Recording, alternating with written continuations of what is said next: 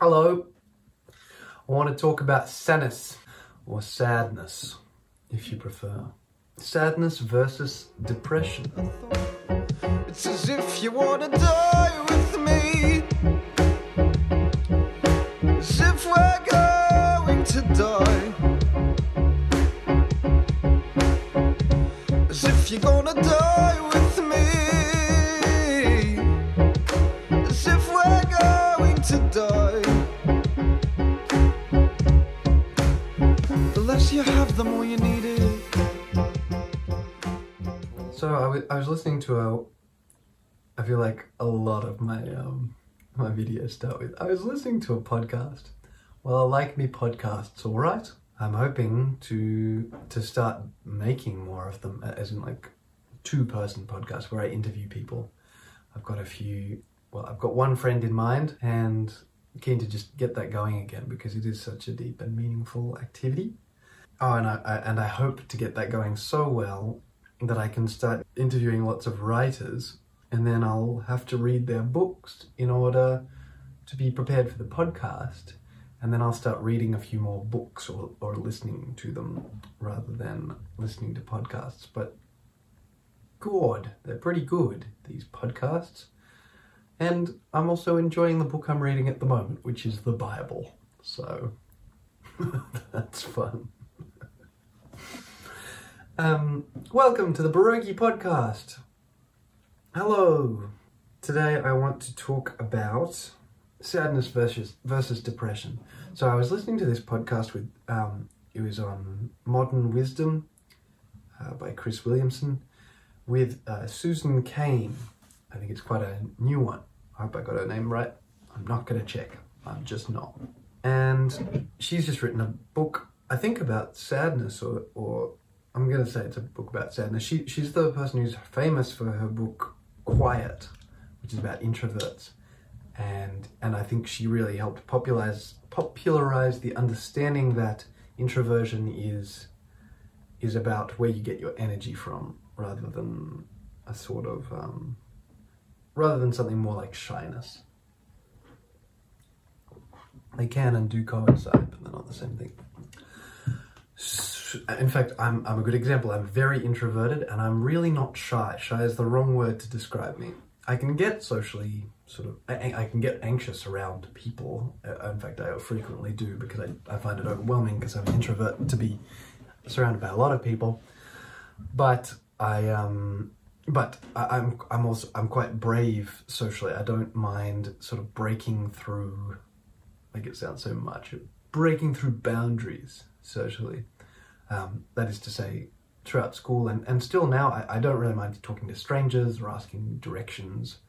I am a little bit averse to making phone calls. I tend to put that off, but it's still not, certainly not crippling. I know people who are a lot worse.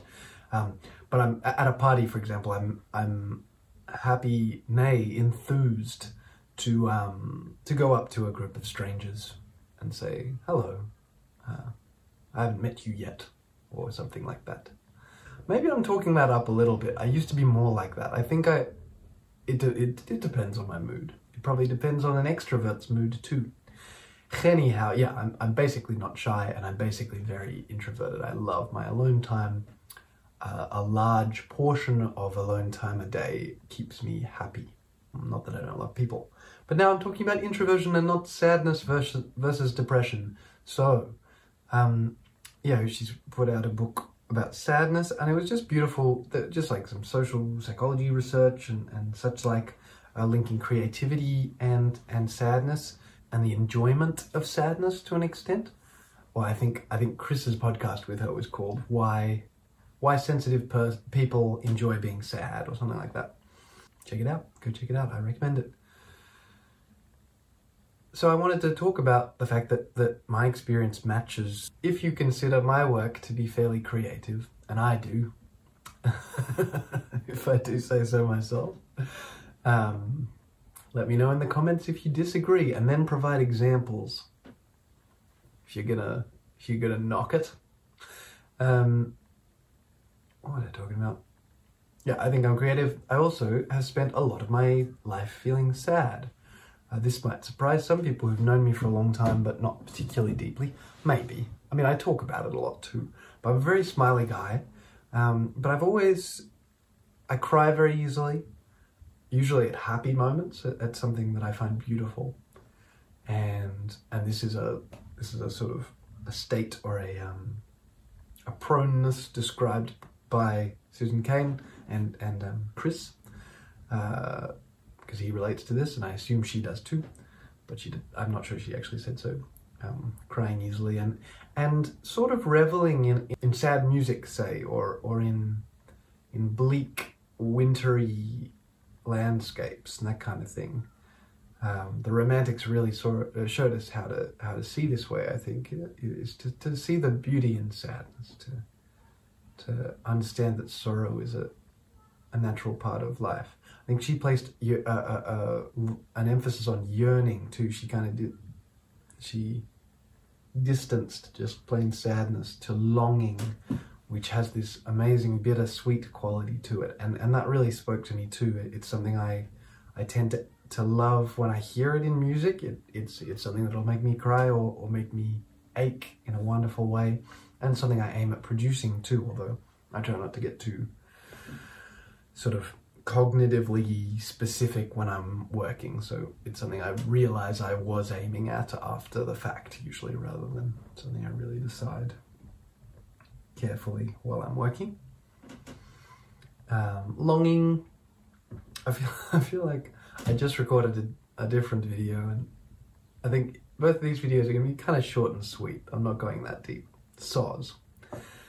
Oh, but let's separate. So there's sadness, and sadness can kind of be reveled in, and it's actually been a somewhat surprisingly to me, but I think I've known it for a while. I've been getting therapy and finding that I don't actually necessarily let myself feel what I need to feel a lot of the time, and sadness and anger, pretty much even rapturous happiness, I tend to grab myself as soon as I start feeling something and say like, hey, level out, bruh, and quell my feelings, which may cause them to kind of simmer or cause tension later, or depression, which is what I'm getting to. And so I've been actually learning, sometimes spontaneously and involuntarily, I'll often get out of a session of psychotherapy and feel fairly normal as I walk home, and like an hour later, half an hour later, suddenly just feel a deep sadness, which is the mourning of some old wound that I hadn't properly mourned earlier. The one that comes to mind was I recently mourned, I suppose, the death of myself as my dream of becoming a rock star before I finished university back when I was in my very early 20s. I finished uni when I was 20, and I'd had this dream that I would never have to finish university, because I'd somehow start touring as an independent artist and have to leave school before I had even finished it, have to leave uni. And that did not happen. I did not succeed at that. And that really hurt. But I don't think I let myself feel it until like a couple of weeks ago. And so it's been 7 years since then. This is my music degree, by the way. I'm obviously at uni again. I'm back. And so yeah, I've been feeling that, and to feel that is to feel something, and to refuse to feel it. I think especially my anger, I used to really not identify with being angry, and people could still tell that I was, I think, but I couldn't. I stopped really registering when I would get angry, and I did that enough throughout my early adulthood that I think that was at least a contributing factor to the depressive episodes I had, where I would just be catatonic occasionally. Sometimes it wasn't that bad, but sometimes I would really just find myself immobilized, like I couldn't figure out how to move. And a lot of people know this a little bit. I'm sure a lot of people can relate to being in bed and really struggling in a big way to get out of bed. And that happens for lots of different reasons, but yeah, sometimes this would happen to me even when I wasn't in bed, because I feel like bed's like the easiest place for it to happen, because bed's just quite a nice place to be. You don't really want to get out of there.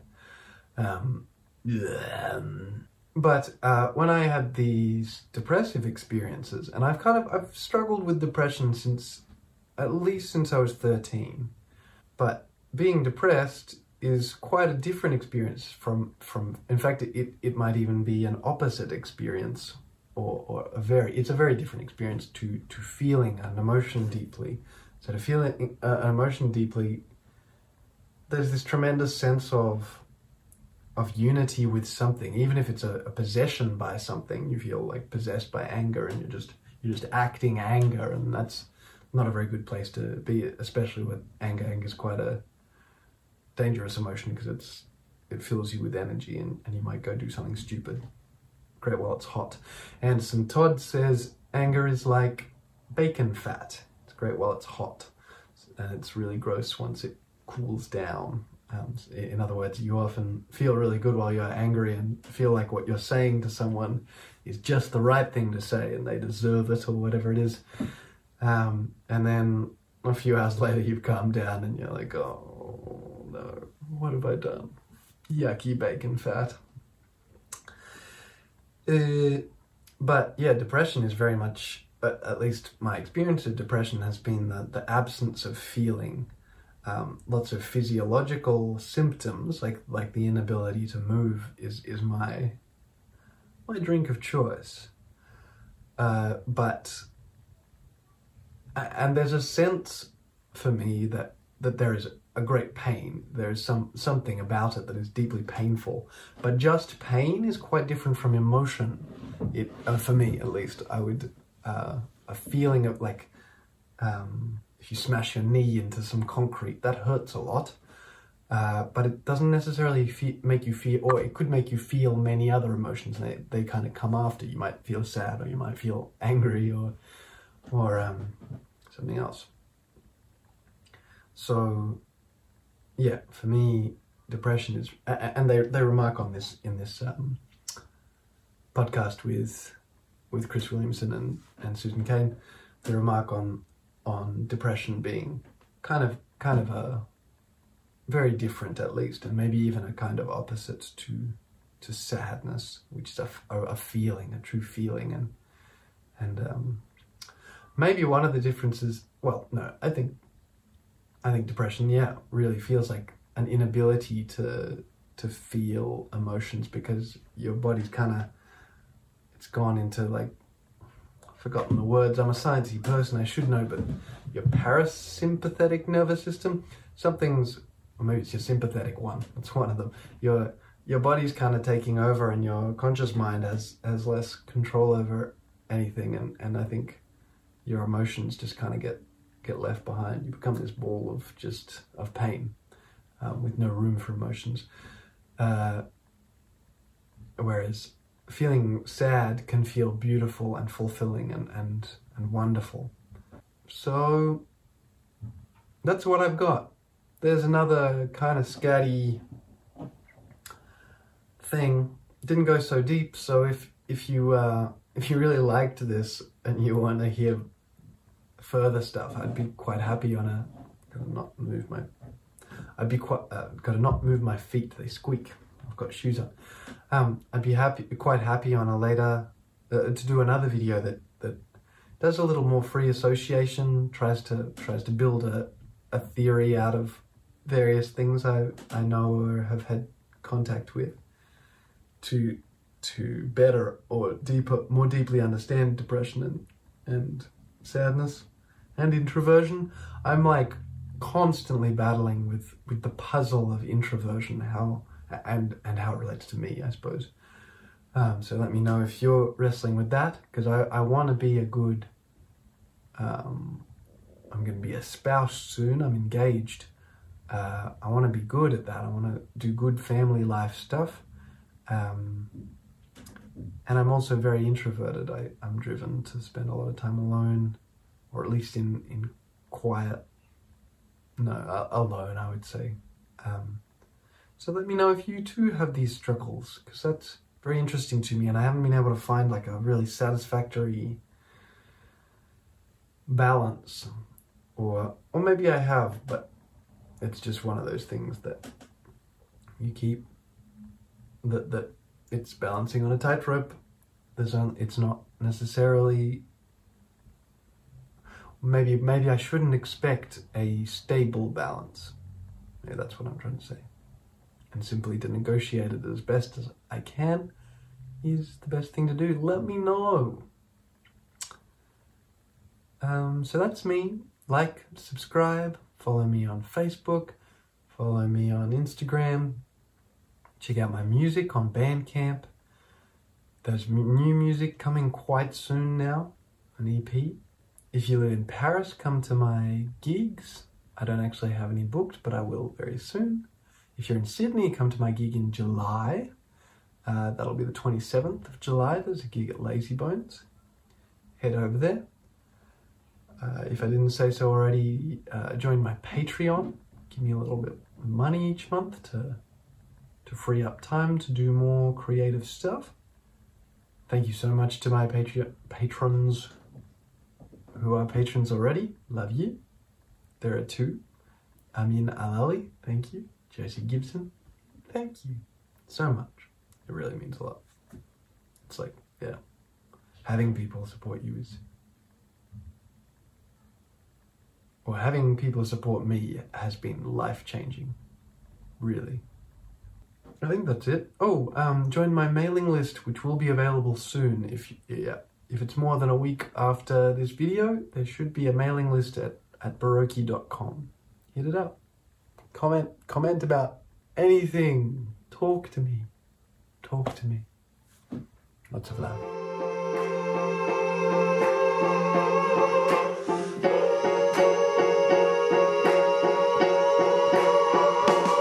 If you wanna smile with me,